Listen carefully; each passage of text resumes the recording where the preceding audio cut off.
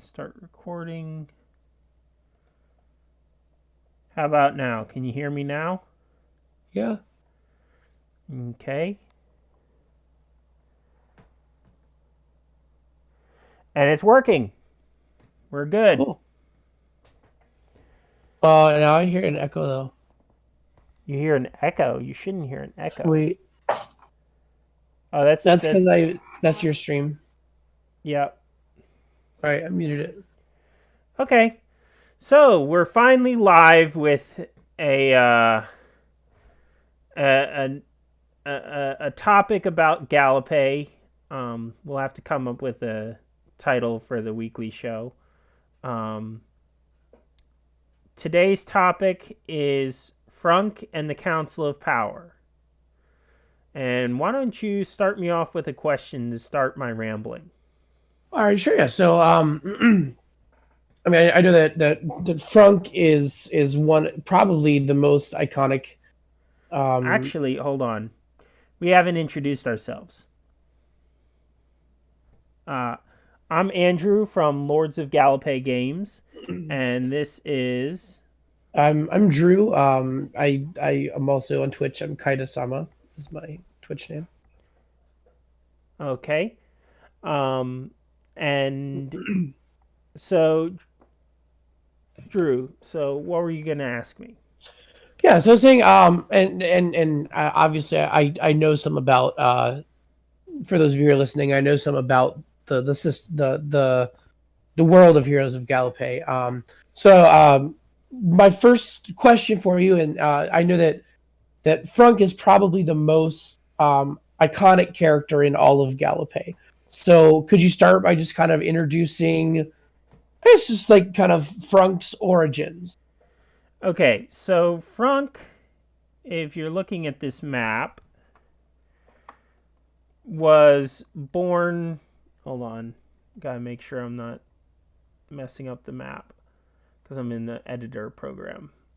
Frunk was born in this mountain right here called Mini Big Mountain. He was born the elder son of two ogres that would later come to rule Mini Big Mountain.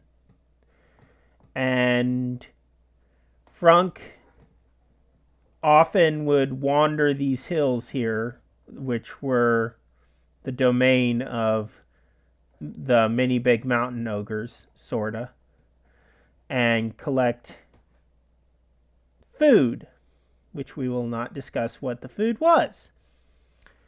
And it's just left better unmentioned. So one day, food.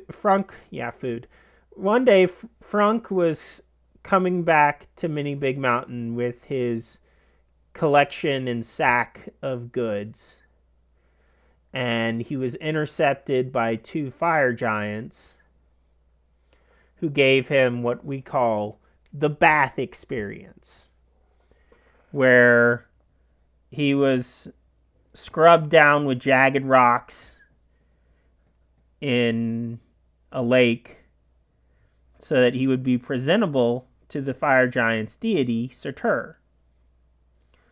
Um, and then he was So were they planning to sacrifice him? no, they were planning on. Surtur had plans for him. Surtur wanted to visit. Wanted it was they were trying to make him presentable to visit with Surtur Got it. because he was, Frunk. He never bathed. He never came close Yes. to bathing, and they deemed him even too ugly and unpresentable even for a fire giant deity. Okay. So they scrubbed him down with jagged rocks, and Surtur sent him to this island way down here, the Island of Fire, where he adventured in a dungeon right about here for a Ifriti who was from then on his boss, at least for the next few years. For the time being. Yeah, for the time being. Okay. Um, Um. and that Go was the ahead. beginnings of Frunk. He Absolutely. he did later go on what is called his noble quest. Yeah. Um, but it sounds like you have another question for me, so Yeah. Yeah. I don't want to go through the entire history of Front because that would take forever. more time than we have. So I'm kind of gonna be skipping ahead a little bit. Yeah. So yeah, obviously he did a fair amount of adventuring, and then I believe he had a run in with some witches. Can you talk a little bit about that? Sure, but before I do, Oh, just so sure. you know, if you are interested in looking up more about Frunk, he is quite extensively talked about in my World Anvil page. Frunk and the Frunkian ogres. You can find a link to that below, and there's all sorts of topics there's all sorts of stuff that you can get into more with that World Anvil page. But anyway, Cool. so yes, his run-in with the witches. Uh sorta had a run-in with the witches. Yeah. Okay. Go ahead and elaborate on that. Um so the grandmother witch, who was the top witch in the world, like nobody knows how old she was. She might have even been around in the Forgotten World. She was at least a couple centuries old, or at least a couple thousand years old, which would, if by the main timeline, put her in the Forgotten World, her birth. Um, she. So, by that time, Frunk was trying to become a Council of Power, the Emperor of the Council of Power. And the Grandmother Witch was aligned with Gogaat. Gogaat is a Gruthmi, which was like a torso of a man, lower body of a rhino, head of a rhino type creature. And Gogaat was sort of like Frunk, but to an even more extreme as far as the brutishness and almost as stupid as he was. Yeah. But Gogat's quest for immortality sent him to become aligned with the great witches, and the grandmother witch, being the head of the great witches, promised him immortality. So he also wanted to control the whole world, which the Emperor of the Council of Power effectively did. So both Frunk and Gogat were vying for the Emperor of Council of Power seat. And the Grandmother Witch was playing them both. Got it. So she managed to disarm Frunk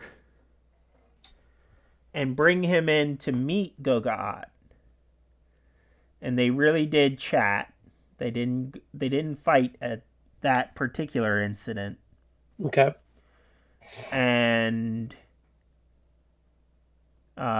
she made an alliance with Frunk. She made a deal. She and Gogat made a deal with Frunk.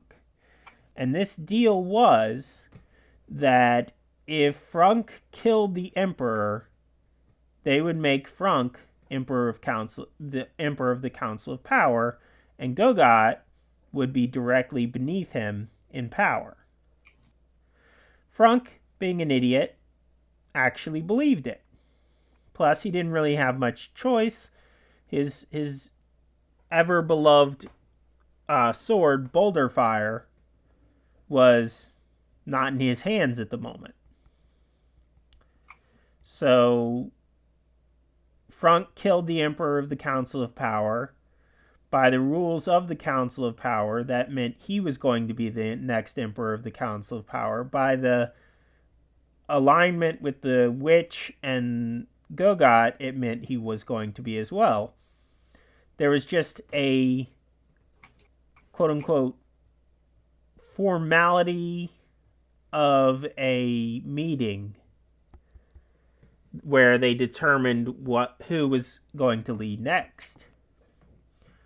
And it turns out that literally every member of the Council of Power, which was just about everybody who's anybody in this world, showed up to that meeting because none of them wanted Frunk to rule.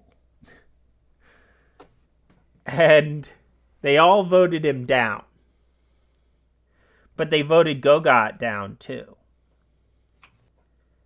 And Frunk vowed vengeance upon the Grandmother Witch and upon Gogot. And was then later killed. Well, we'll get there in a second. Okay.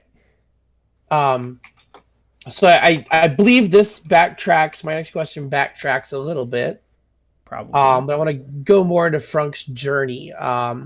So I want you to tell me, talk about how Frunk went to hell. Excuse me. Well, not by choice. Yeah. So, Frunk, when he got back from his, what did I call it? His noble quest, he was rewarded with 2 million 2 million platinum pieces. So 20 million gold pieces. Correct. And he, with that money, he bought this kingdom here, this area of a kingdom here. He bought an army and, well, hired an army, and he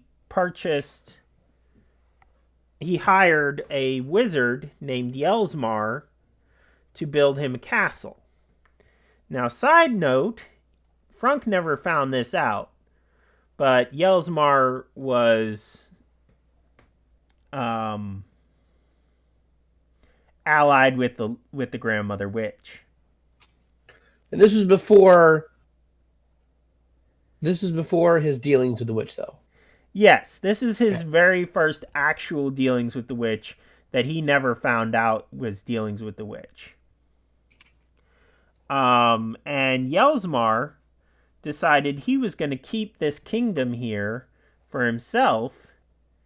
And he's like, okay, Frunk, I have finished your throne room. Step through this door and you will go into your throne room. And he opened up a magical door, and Frunk, being the gullible fool he is, walked right into the throne room and fell down into a pit in hell. Because apparently it wasn't a door to his throne room. It was a door to hell. Gotcha. So Frunk and I think it was like 4 of his allies fought their way back from hell and took the castle back by force. Yeah. Killing hundreds of hill giants and bugbears. Did he have to kill his own army? He did. Oh, that's hilarious. Yeah. I assume he killed Yelsmar eventually as well? Yeah, actually what happened with that is Frunk was going to take a tactically smart approach to taking down the castle, but Flea kind of forced his hand. Flea being... We'll talk about Flea in depth later on. Flea's a whole different... Yeah, and that may be in a different... that'll be a different day. Section, a different day.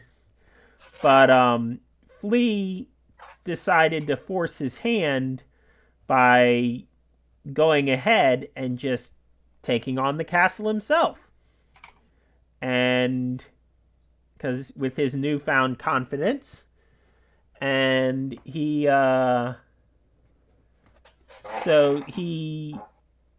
the time Frunk and the others had made it into the castle and had made it to Yelsmar's quarters, Yelsmar was tied up with his tongue and fingers cut off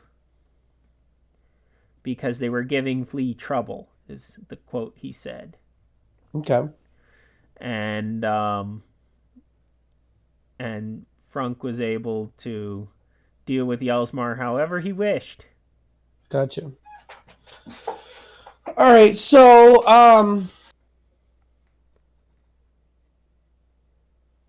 let's see. Let's take a look real quick. So after he goes back and takes control of his kingdom, he says he then kind of made himself responsible for stopping demonic travel through the rift in the mortal plane. Do you want to talk about that? Sure. Yeah. So, and before I do, by the way, here is Frunk. Frunk and his wife Blua. Just as a brief picture. Well, his favorite wife Blua. His first wife. So, Frunk, the deal with ruined Rome, which is what his kingdom was called by all the races and species and kingdoms that were not Frunkian ogres. The reason it was available in the first place is because when the original Roman Empire was destroyed by marauding demons,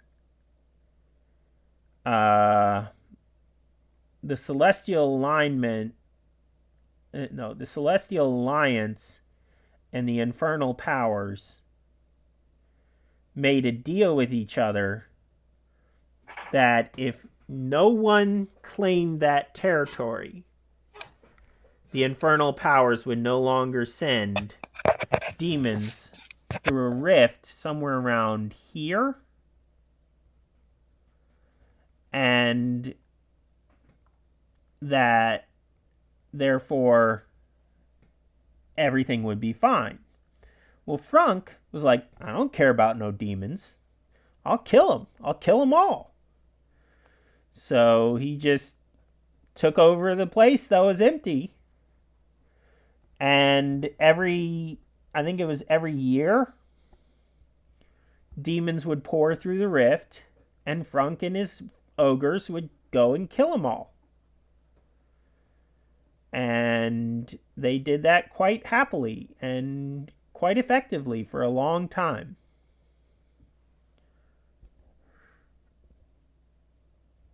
Awesome. Sorry, I didn't know if you were going to say anything else on that. So then after that, Frunk, then you have the thing with the next thing will be the thing with the grandmother witch, right? That we were just talking about earlier. Yeah. Cool. So then, I guess eventually Frunk becomes involved in a war with the Council of Power. Or is that not really correctly stated? So Frunk ends up in a battle between him, Calden, which was the voted next king, but didn't really have a claim to the throne, and by king you mean the emperor? Yeah, next emperor. Sorry, got it. Who had not really had a claim to the throne, and then Gogot. The forces of those three came onto the battlefield all at once. That's what you're talking about? Were they? Yeah, that's exactly what I was talking about. And so now, were all three of them independent, or were there any? Was anyone allied with anyone else, or was it just kind of all three of them were fighting for themselves? Uh, Like, was it one on one? Well, for one in every term, not in man terms for of himself. Well, every army for himself. yeah, that was what I meant. That's what I meant. Yeah. So it was okay. And so and you said the third one was who again? Kalden, Gogot, and Calden. Frunk. Okay. So the three of them fight, and do you want to talk about that fight? And Yeah. well, So Gogot was the first thing that happened was Frunk and Gogot were like, you know what, that dwarf, he's nothing. He's just a little dwarf. How bad could he be? Because Kalden was a dwarf. He's just a dwarf. How bad could it be? So they focused on each other for a while, and Kalden was just happy. Kalden and his forces were just happy to just let them fight it out because why make extra work for yourself? fair. And so Gogot and Frunk met in battle, and Gogot charged straight through Frunk's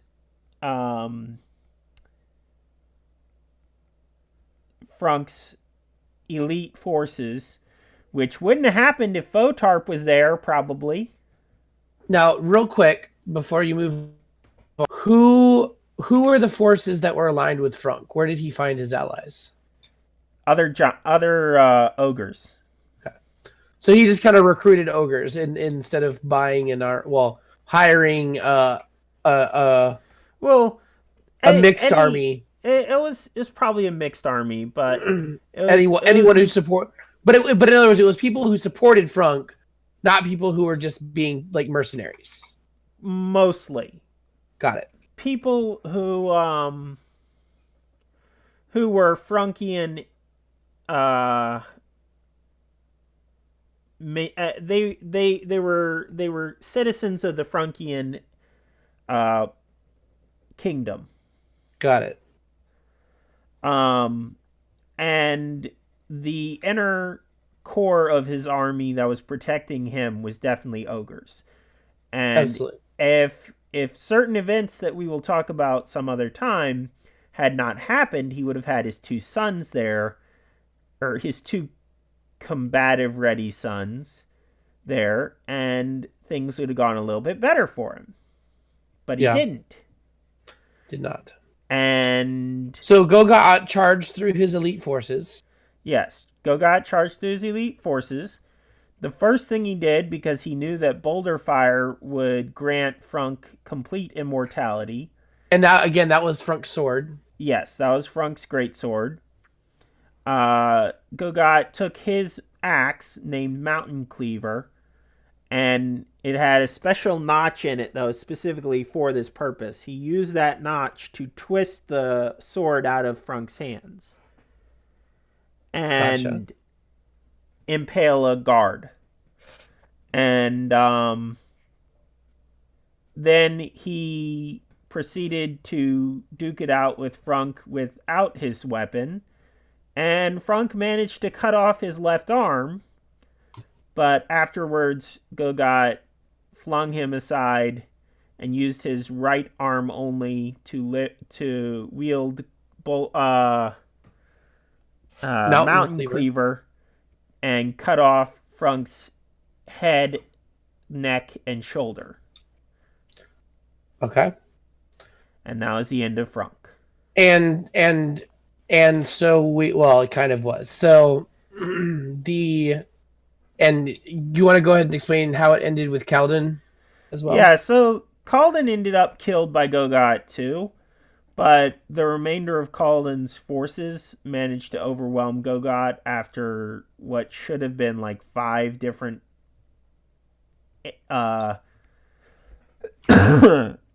life-ending wounds.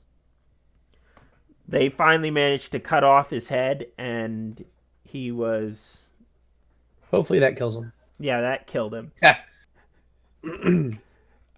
However, I will note, because it's going to be confusing to people later on when we talk about Gogot more, he was maintained in a special state by the grandmother witch so that he could be resurrected later. Yes, his corpse. was maintained in a special state so that he could be resurrected later. Absolutely.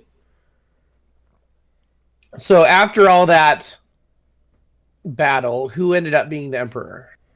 Uh, Grontal. Was he one of Kaladin's guys? Yeah, he was the next in charge in Kalden's armies, Got it. Got it. Got it. and he Gonna was the real one who quick. actually killed Gogot. Gotcha. Oh, he was the. Okay, that makes sense. Which Um, means he actually had a claim to the throne now. absolutely. So what's up? So later on, the grandmother witch revives Gogaat. Yes.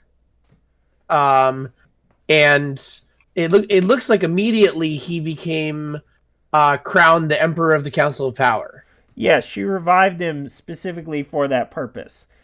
After Grontal's successor was usurped By by the grandmother witch. you know what? I'm not sure usurped is the right word. After he was kind of stripped of his power by pretty much the entire council. Okay. Um, they came together again to decide who would be the leader of the Council of Power. At this time, Blurp, who was Frunk's grandson, and the second most powerful Frunkian to have existed.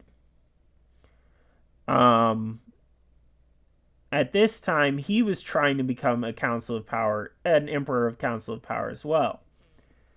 And again, the entire council voted no, which ticked him off tremendously. And they were convinced by Oxnagern, also known as his Great Squidliness, and the Grandmother Witch, although nobody knew the Grandmother Witch was in the conversation because she was enchanting a potted, or she was shape changed into a potted plant.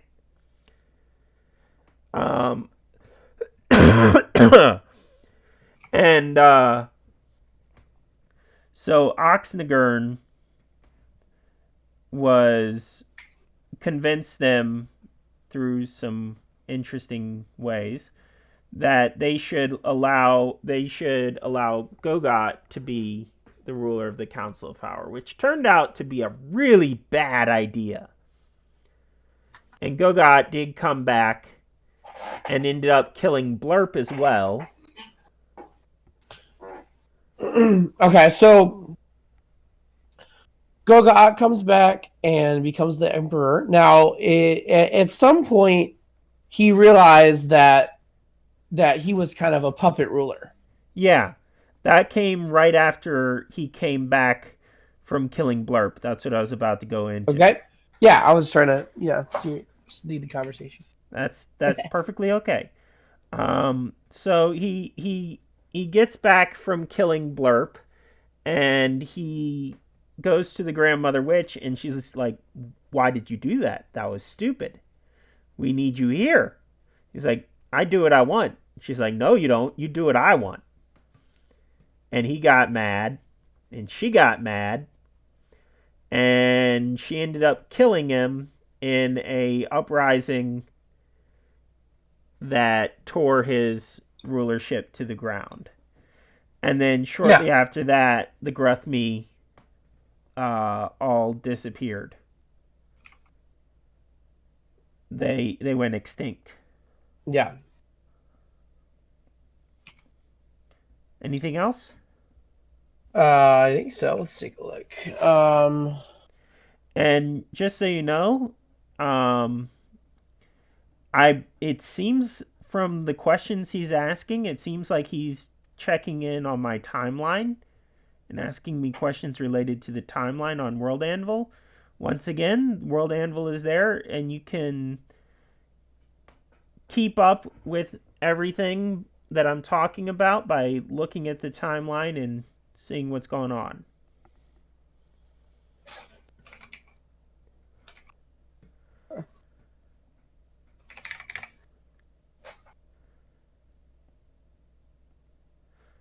All Although, right, so mhm, so and this is kind of paired with a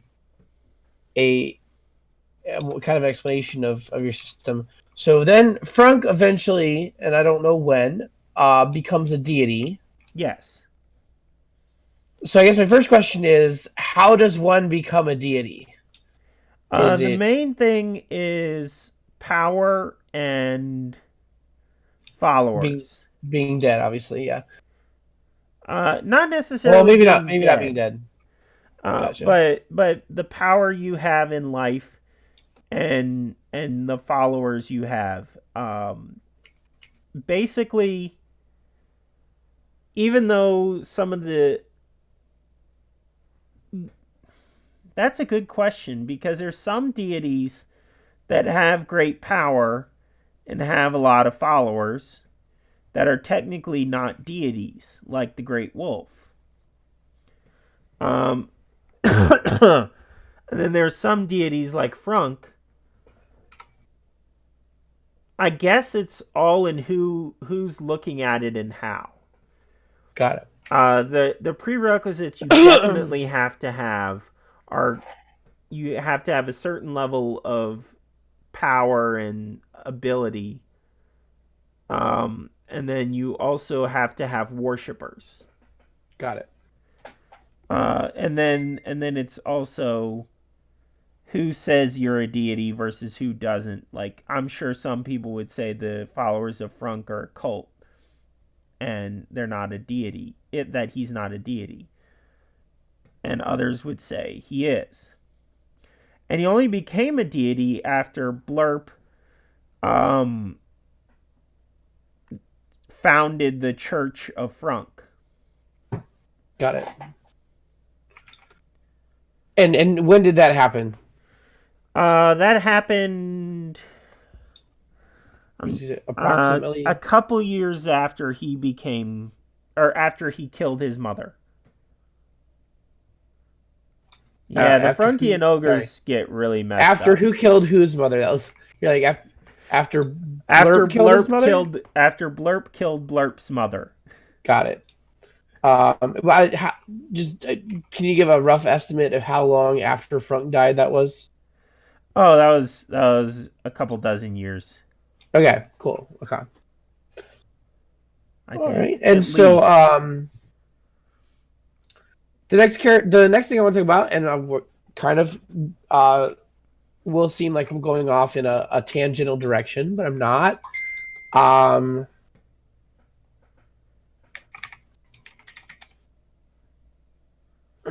I want to talk about an orc named Igslaxt. You're right. Igslaxt. So he was event. Yeah, ooh, I want to say a torture orc, but I might be wrong about that. No, he was. Okay, I was right. Okay, that was me trying to demonstrate my knowledge and rolling a 20. Ah, Or a sorry, hundred, depending on couldn't the resist. system. Correct. So tell me about Ixlaxt. So I'm not going to try to pronounce the name either. But that character, which I Yes, really need to rename, um, was a torture orc who, trying to remember in the new timeline. I had to move him around in the timeline because well, he okay, I wasn't guess we can making start sense. with he was a torture orc. So he the first really known thing that he does is he leads an attack against the last Draco city. Right. So the Do you want to Dracos. yeah, who the Dracos are and why he attacked them? Well, he attacked them because he wanted their wealth and power. Okay, okay. The Dracos were a ancient and powerful race. They were the first real empire of the first world, and their capital city was somewhere around here, underground. Most people didn't even know where it was because it was the last city left, and they hid it from people. For this very reason, they were afraid people were going to come and wipe them out. And this is the first major thing that he did. He was a thorn in their in the side of the good species for quite some time. He was a major leader of the torture orcs, and really the first leader of the torture orcs who really thought about conquering things or killing people. Most torture orcs thought about more than just torturing. Exactly. Most torture orcs, literally all they cared about was, who can I torture next? Yeah. And they hired themselves out to literally anyone who would let them torture for them. And that meant any usually not good people. But any neutral, chaotic, lawful evil. And how did his... Oh, sorry. And he managed to find out where their city was, and he figured, hey, if I take them out, I'll make a name for myself. So he goes on a crusade recruiting orcs from all over the place and tries to take out the Draco city. And unbeknownst to him, the peasant of Healing, which is the son of the grand god Klamaz and his wife Alnathia, the peasant of Healing decided to had located himself in the Draco city as well, disguising himself as, I think, a lawyer. Does that ring a bell? Because I'm trying to remember if it was a lawyer. Not specifically the lawyer. Honestly, it doesn't even ring a bell about the peasant being there. Okay. So I don't know. I think it was a lawyer. Okay. It was either a lawyer or a doctor or something like that. So he disguised himself as a lawyer, and when he found out that they were about to be attacked, he went to the Draco ruler, and he revealed himself to be the peasant of Healing, and he said, listen, I got a plan. You should hear me out. It's a weird plan, but it's a plan, and it'll work. And the Draco leader is like, okay, whatever, I'm going to listen to the peasant of Healing. So, because the peasant of Healing was supposed to be like the wisest, most... The peasants are very powerful beings. Yeah, they're literally called the peasants of power. And the peasant of Healing's thing is knowledge and healing and lightning magic. So he convinced the Dracos to capture Igzlox or whatever.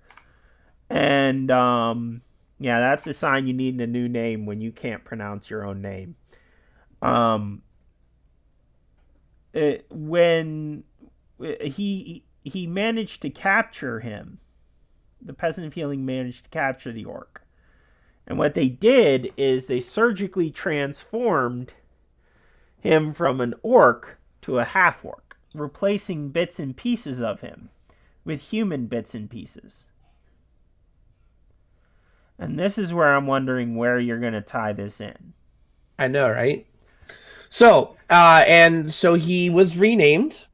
Yes, Cacathryn. Cacathryn, that was his new name when he changed from a torture orc to a half-orc. And he is now also good aligned. Yes. They replaced his brain as well. Yep. That was one of the things. And so then, right after that, Cacathryn led an adventure into hell. Yes. Do you want to discuss that real quick?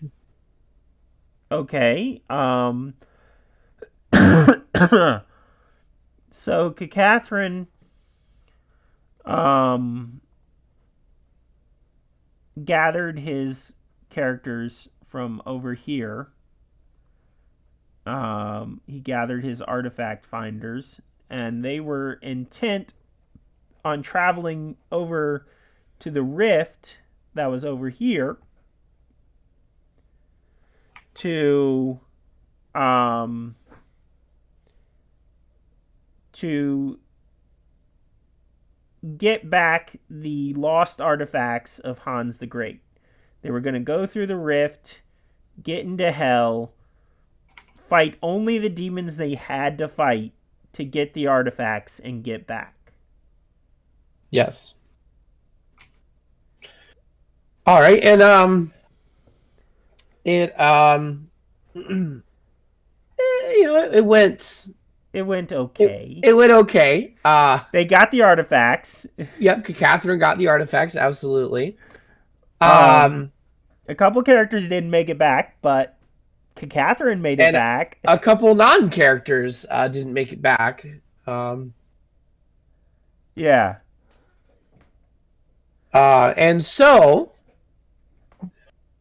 tying this back into our story, um, I'll phrase this. Do you remember the next important thing that Catherine did? No. Oh, he killed the grandmother witch. He did. So we want to talk Ah. that was how it tied back in. Yes. So the Catherine, his last great act as Catherine, because he changed names again after this. His last great act as Catherine was he traveled into this forest right here and killed the grandmother witch in her castle in there. Thus ending the Thus ending plague of that constantly plagued the constantly plagued Frunk throughout his entire life. Yeah. Everything really just went back to the grandmother witch. Everything that went wrong with Frunk's life. Well, the grandmother witch was the major player in a lot of people's lives. I mean, True. she rose to power by playing people. That's Absolutely. what she did. Yeah, I spent Frunk because that was the topic of. Yeah. Did you want to end now, or did you want to discuss anything else, or? I think we'll end now. Okay. And if anyone's got any suggestions, I know there's nobody in the chat right now, I don't think. But if anyone's got any suggestions of topics we should like topics people we mentioned today that they want to hear about later, our next show or our next discussion is going to be at least in 3 weeks. Maybe we'll see. Yeah, Depending we'll on the see. schedules. Yeah. But probably not for a little while. So if you leave a comment below, I know I think I recorded this and it will be on YouTube. So if you leave a comment below, we will try to get to that topic eventually, at least, depending on how many comments we get. And yeah, but one thing that I'm looking forward to discussing is Flea. So Yes, there's much to be said about Flea. yes, Flea. All right. Well, I will sign off. Thank you for listening and have a good day.